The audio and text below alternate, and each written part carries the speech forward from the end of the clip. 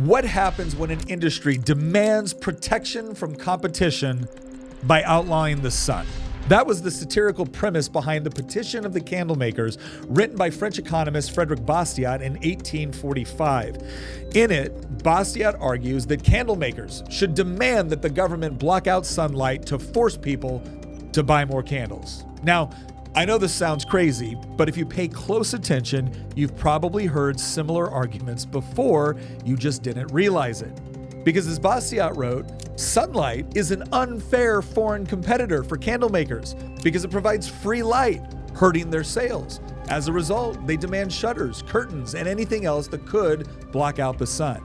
Their reasoning was that by protecting the candle industry from competition, you would create jobs, increase profits, and stimulate the economy.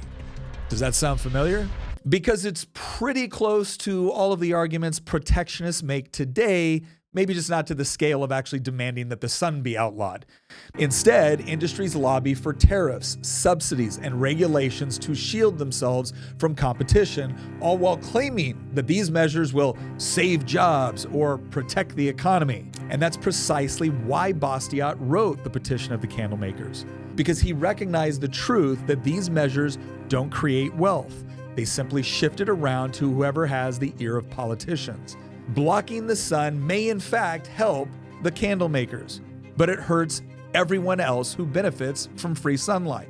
Tariffs and subsidies do much of the same. They raise prices for consumers, punish innovation, and protect inefficiency.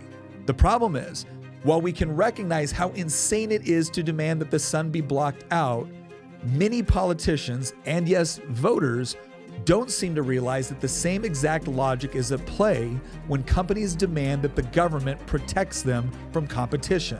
And it all happens at the expense of you, the taxpayer, and the customer. That's what makes Bastiat's petition so memorable. He exposes the absurdity of protectionist arguments by taking it to its logical conclusion. And in doing so, he hopes to show people that wealth grows when we embrace competition, not when we run away from it. In fact, that's one of the things that's made the American economy so dynamic, is because Americans are not afraid of competition. After all, think of what would have happened if the candlemakers had come together and banned electric lighting when it emerged just a few decades later.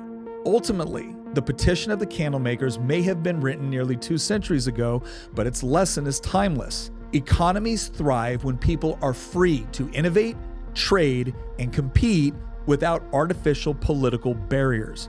And any policy that tries to protect by restricting competition only ends up leaving us in the dark with fewer options. Because the best way to improve the economy isn't to block the sun. It's to let the brightest ideas shine without the government picking winners and losers.